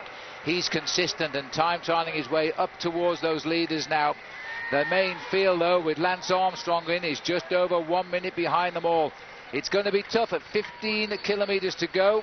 That is the location of the peloton, and the peloton can see the leaders. Oh, here's the attack by Para. Para goes before the climb even starts. In fact, Casero swinging off almost knocked him off. Now nobody has reacted to that attack. Oh, that's a hard attack, and there's been so many attacks so far and so many reactions. It's a psychological moment like this. Casero said, well, I've gone so many times, it's up to someone else right now, and this man from Colombia has opened up a pretty sensible advantage. Around about 10 seconds very quickly indeed. Miller is 32 seconds in arrears, but that, Phil, really hit them hard, and Casero almost took him into the ditch. He was moving over to let somebody else come through. Well, he did, but on the other side. And there goes Jörg Jatsk. He knows that the field is closing in. This is his last desperate effort now to survive a long, hot day in the lead. Put it into cycling terms, Phil, these guys are all absolutely nails right now. They are digging so deep to try and get themselves out into the victory position. David Miller is caught by the peloton, and they glance across at him. He just checks out how many riders have picked him up, but he made a great effort there. And he tried. It was a stage that he picked out. He'd marked it in his race Bible, Phil, that he wanted to go out and get this one, but he wasn't able to survive. He will go down into the books as having gone out on the attack, as Ivan Para is still leading this bike race, but only by about 15 seconds from Jörg Jatsk, who's in second place on the road. David Miller back in the fold, but the time gap back to the yellow jersey group of Lance Armstrong is not much more than 40 seconds. David Etxebarria, another Basque rider on the attack.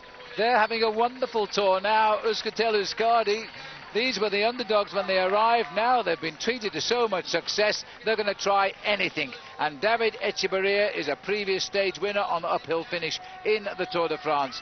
Ooh, I think his legs just cracked, though, Paul. It has got all of a sudden very, very hard. Ouch, that hurts. They are, after all, Phil, leading the team classification by and a team none other by the name of US Postal Service. They are 2.5 minutes ahead of Lance Armstrong's team in the overall classification. Etxebarria looking over his shoulder. That's a bad sign. His anger and pain all over his face right now, but they're going to pull him back before we get to the summit. The race situation at the moment is Ivan Para in the lead, still being chased by Jörg Jatsk, and still holding on in the middle, Casero and Pellizzotti, but this man, Etxebarria, will not give up. You don't win stages without huge efforts in the Tour de France. He won 2 in 1999 at Saint-Flour and Pau. But he hasn't won a stage since. Vinokurov is now going to have a go as well. They will not give US Postal an easy ride. They anticipated a normal, traditional day in the Tour de France, an attack from a lowly placed riders to run away with the stage, and they all cruise to the finish. That is not what has happened. The US Postal have been hit by everybody today. We are not going to have a normal Tour de France this year. There is Angel Casero just being caught. He'll very rapidly be back in the main field. Vinokurov now is thinking about a stage victory. Vinokurov is well up in the overall classification. Fourth overall, 77 seconds behind. There's a chance. Here we are. Jörg Jatsk, the man of the day, should get the prize of most combative rider as he comes up again to para towards the top of this climb. This is the carnage at the back of the race now as riders have been hit by the fast pace-making US Postal. This has been a hot, hot day. Alexander Vinokurov, fourth in the overall classification at the start of the day, a minute 17 down, and they've got to dig deep to stay with him. Philly's got a brilliant gap. You can't see the main field yet. Well, this is amazing because, you know, there is a chance with 9 kilometres to go that the yellow jersey could still change hands. Unbelievable. This is going to be a magical Tour de France. We've still got a lot of racing to go. We've only just about covered half distance in the Tour de France right now. Paris paid for his price.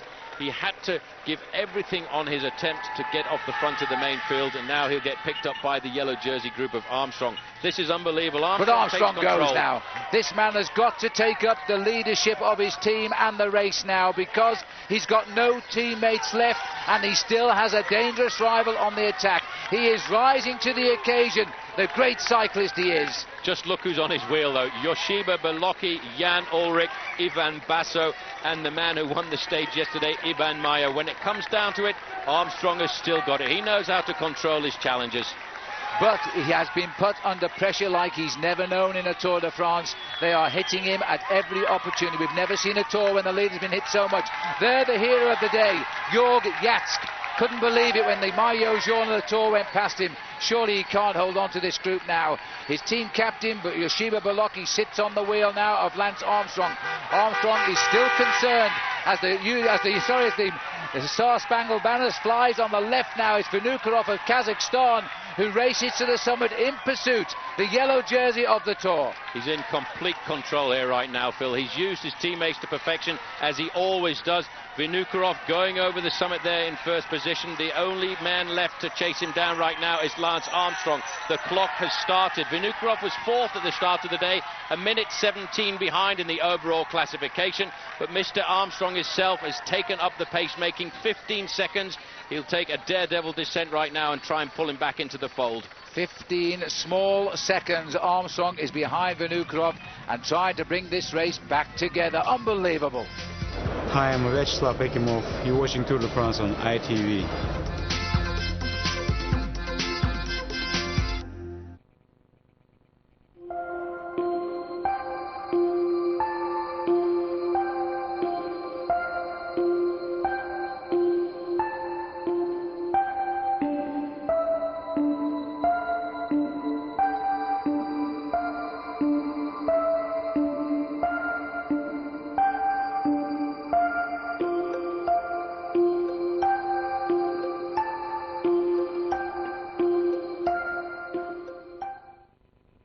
Norwich Union Direct? I've got a 3-bedroomed house and I'd like you to quote me happy, like that nice young man on the telly. That's right, quote me happy. Shower me with happiness. That little? That's amazing. Hey, this quote me happy stuff really works, doesn't it? Let Norwich Union Direct put a smile on your face. Call 0800 828 829 and let us quote you happy. Looking for a loan company that listens to you and understands what you want, offers a huge choice of loans and mortgages, provides great customer service and more? Well, if you're a homeowner, call Purple Loans free on 0800 499 499. They promise to act fast and aim to get you the best deal, even if you've had problems getting finance elsewhere. So whether it's that dream holiday you've been promising yourselves, improving your home with a fantastic new kitchen, clearing your existing debts and reducing your outgoings, or even a brand new car, add colour to your life and call Purple Loans now on 0800 499. The bag goes on. The bag goes on. History has turned a page. PG's Pyramid bag has just got better. It's made from new free-flow material, you see, which is a better way to free the fresh PG taste. Better bag, better moment. History has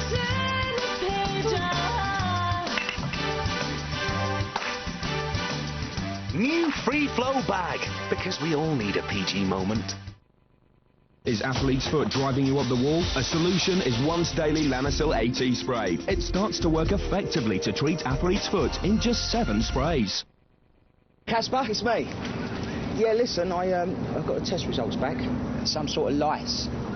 Lice! Well, these things can jump 6 foot, apparently. Yeah. They live in the air and then burrow right under the skin. Lay their eggs in the follicles. No, the follicles. Look, I can hardly hear you, mate. Excuse me. Some chats are better from home. Yeah, he's well on the mend. Special powders worked a treat. Isn't it, mate, eh?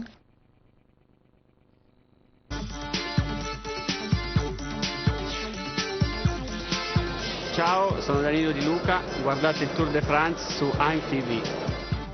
Welcome back. Well, things are getting interesting on the run into Gap, but before we rejoin the race on the road, we're going to squeeze in this week's competition.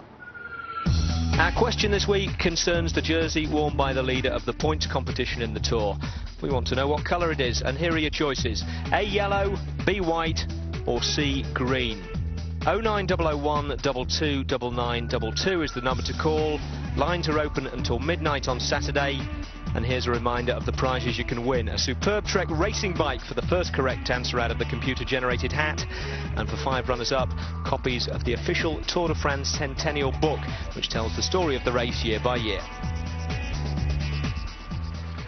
Armstrong piloting the ship down this mountain, cutting the corners, the apex of these corners, keeping the pace up to around about 40 miles an hour. Yoshiba Baloki hanging right onto his wheel there. They're chasing this man, the lone leader, 29 years of age from Kazakhstan. In fact, he and Armstrong were born on almost the same day. September the 16th for Vinokourov, September the 18th for Armstrong. 5 kilometers to go, around about 6.5 minutes at this speed, because we are touching speeds of 65 kilometers an hour. This is the lone leader of the Tour de France, the winner of the Amstel Gold Race in the early part of this season, but probably more impressively in March the winner of Paris-Nice, and of course just a month ago the winner of the Tour of Switzerland. 1-0, 10 seconds is the advantage of Alexander Vinokourov. Unbelievable day. Nobody expected all of the big attacks to come on the small climbs towards the end. We've had 2 huge climbs in the early part of the race today. The Col de Lauterre, 38 kilometers of climbing, followed by the Col d'Izoard, 15 kilometers of climbing, but the 2 small climbs towards the end are where all of the action appears to have happened. Ooh, and he nearly lost his front wheel there going around the corner. A little twitch of the front wheel. He's taking a lot of risks here. He's only leading by 10 seconds. The difficult thing on a day like this is, in fact, the toe, and Baloki's near. Baloki's gone down. Armstrong's off the road as well. Armstrong, complete control there. He's into the field, but what a great bike rider. He's gone across. This is unbelievable. I've never seen this before. Armstrong went across the field there. He's back on the road at 4 kilometers to go. What great reflexes from the man from Texas, Tyler Hamilton, coming along there, touching him on the shoulder. This is unbelievable. That man was in complete control there. Watch this again. This is Yoshiba Baloki locking up the back wheel. His tyre has come off. Armstrong has gone across. Alexander Vinokourov, I think, has gone down as well. This is unbelievable. Armstrong riding across the apex of... Oh, this is incredible. Armstrong is such a star. The yellow jersey of the Tour de France at 4 kilometers to go has in fact shown us that he's an unbelievable bike handler. Let's calm down. Baloki's down. Baloki's injured. He does not look good at all.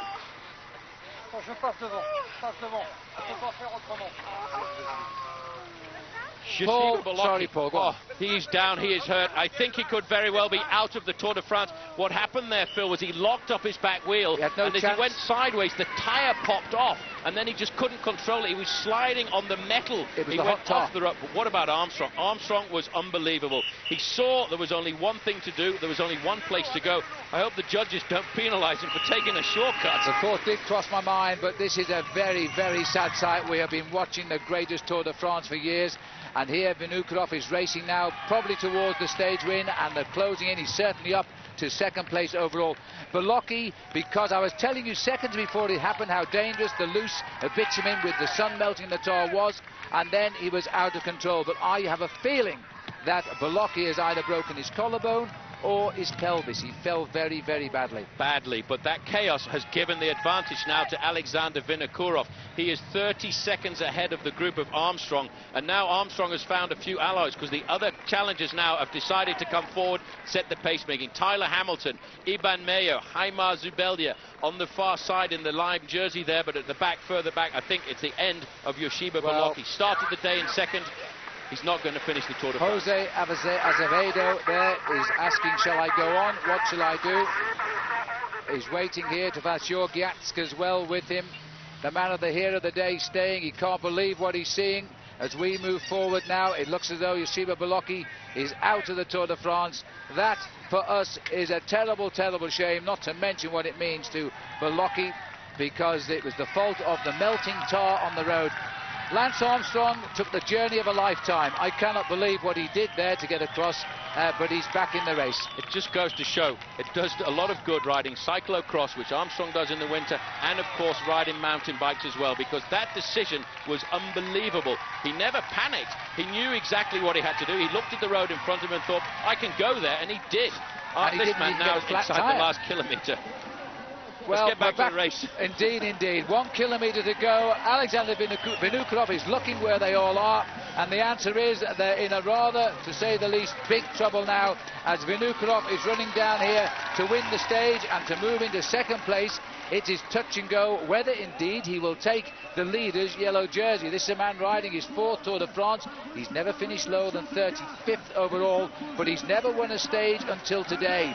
Now, whatever happened behind him wasn't his fault. This is a well-deserved stage win. He worked so hard for it as he comes to the line. He won't take the yellow jersey because the yellow jersey group of Lance Armstrong is under the Flamme Rouge already themselves. They can't be very much more than 30 seconds behind. What's important for Vinokourov, though, Phil, is the stage victory. He's digging deep right now. He'll move up in the overall classification to second place. But what a dramatic stage. He raced right to the line there as he waves and swings the baby, but Alexander Vinokourov takes the stage with a brilliant late attack.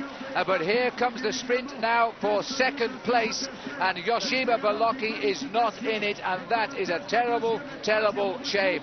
Now the seconds are ticking away. Nearly 20 have passed by. He gets 20 for the win. They've got to finish it off inside 30 seconds. Otherwise, here comes Paolo Bettini. In this sort of a group, they'll never get near the champion of Italy. Bettini, Lance Armstrong knows the bonus may prove extra special here. As Bettini goes for third place, he gets it on the line. The third place will be taken by Iban Mayo, and he gets the bonus. About 40 seconds was the gap, Paul, and a 20-second win bonus. He will keep his yellow jersey, but we are talking of a few seconds now. Well, while Armstrong was preserving his race lead, the man who'd started the stage in second place was still being helped to his feet and into the ambulance that would take him out of the Tour. Jorgiatsk and Jose Azevedo, the teammates who'd stopped to pace their leader back into the race, had been forced to leave him, still coming to terms with the fact as they crossed the line. Jörg, did you get a clear view of the accident? No, didn't see. You stopped for your sabre to give him a hand. Did you say anything to him? No. He was on the floor, he was on the street and crying, so better don't say anything.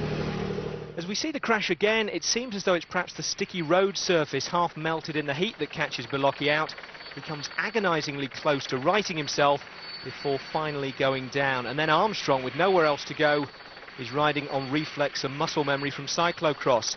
Now, at a certain point, he obviously could have stopped and turned back, but he continues through the farmer's field, which could so easily, of course, have been a dense wood or a steep drop, and cuts the corner. Now, technically, that's a breach of the rules, but it didn't take the race commissaires long to look at it and reach a verdict.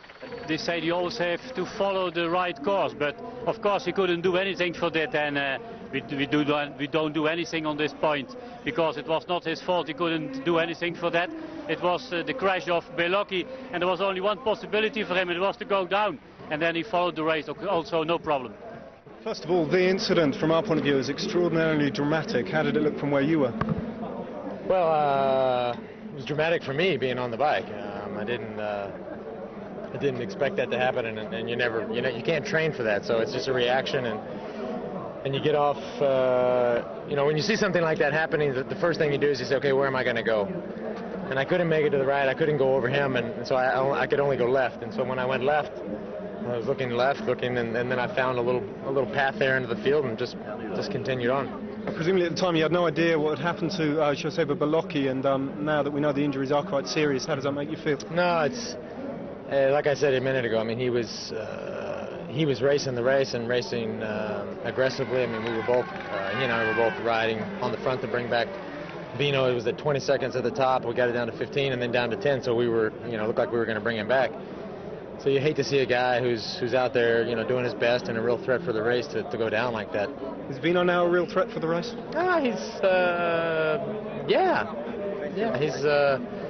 He's appearing to be. As a former mountain biker, did it bring back memories? I don't know. Maybe as a former farmer, it brought back memories. Thanks very much. Of course, overshadowed in all the drama and sadness of Balocchi's fall was a brilliant stage win by Alexander Vinokourov. The Kazakh has had a brilliant season so far, and there's every sign of it getting better as the Tour goes on.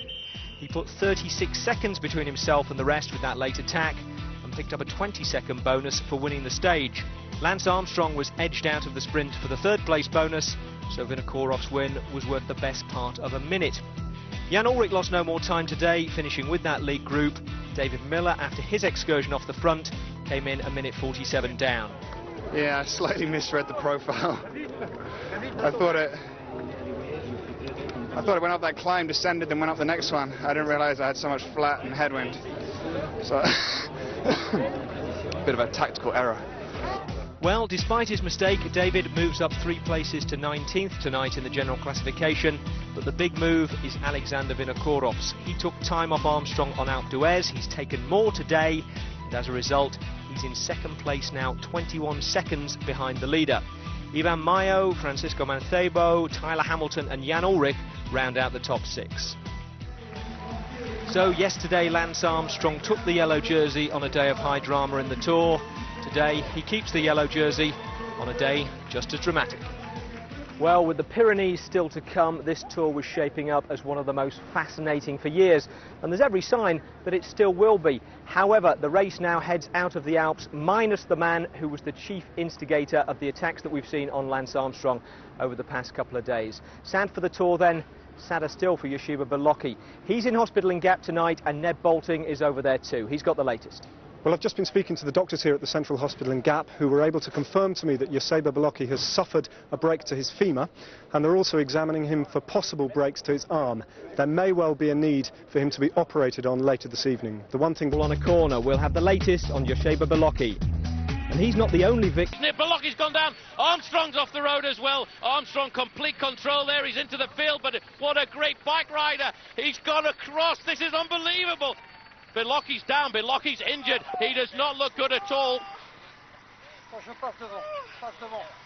Well, Balocchi was clearly too badly injured to go on, and he was taken to hospital in Gap at the crack of dawn en route for Marseille, and from there to his home in northern Spain. He didn't undergo surgery and was able to sleep for 3 or 4 hours, but his injuries are serious. A broken femur and 2 broken bones in his arm, one of which has actually split the skin close to his elbow.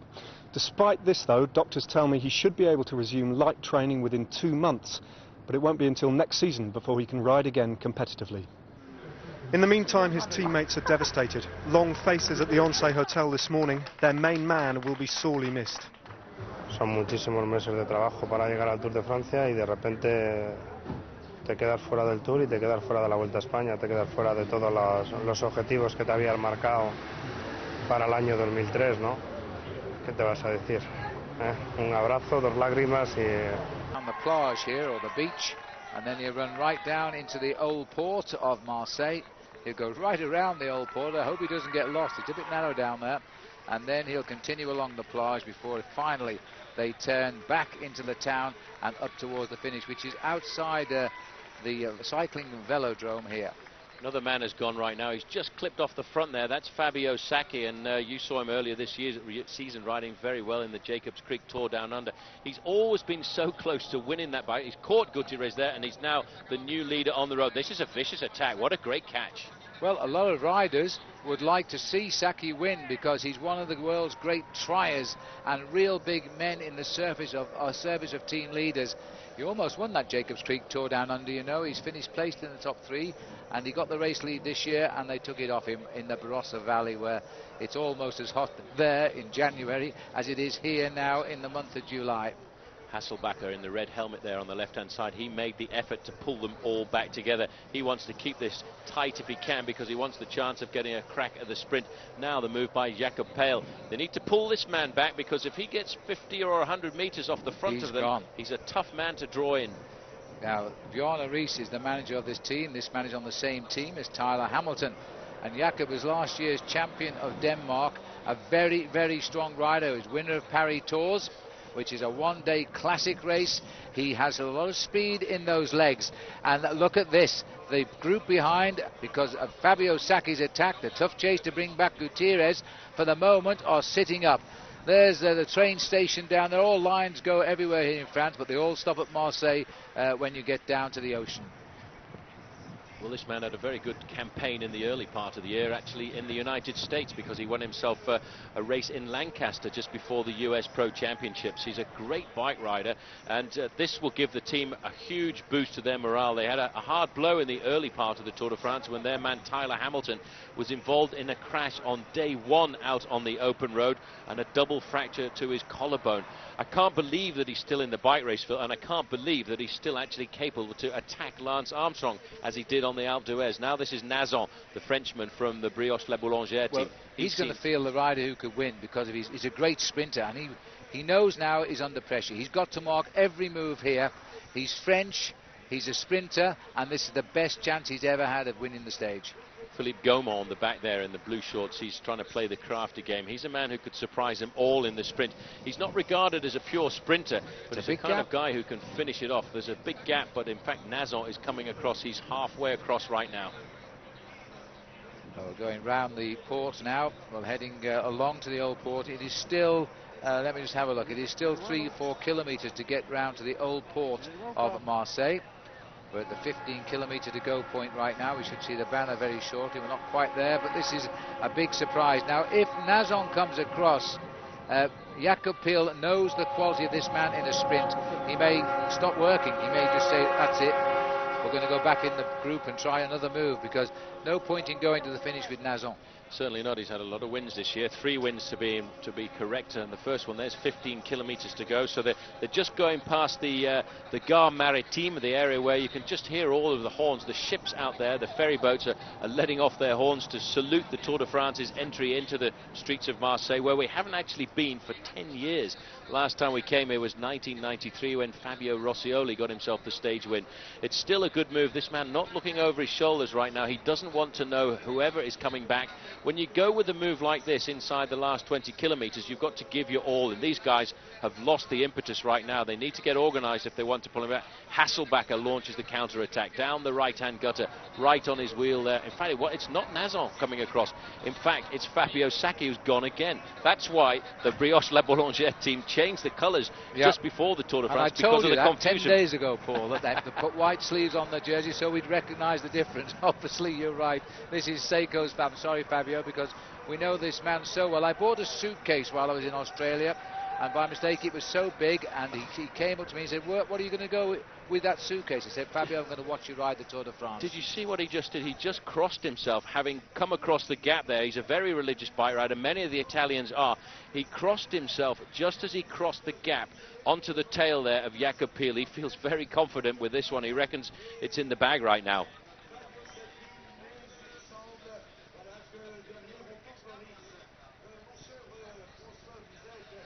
Nazon is in the second group here. He's in the red jersey with the white sleeves just at the back of this group, and now this is looking a lot more interesting. And there's the move now by Hasselbacher. He's a great sprinter. He's got the acceleration to get across the gap. These guys have been at the front of the bike race, let us not forget, since kilometre number 16, and we're now looking at kilometre number 200. So they've been away for 125 miles right now. This is amazing, the way these guys are attacking one at a time. It's quite remarkable, but the two guys who are at the front of the bike race are Fabio Sacchi and Jacob Peel. Their advantage is 27 seconds. René Hasselbacher has just leapt off the front, and he's probably around about 50 metres off them. Bonjour, je suis Philippe Gaumont, vous regardez le Tour sur ITV.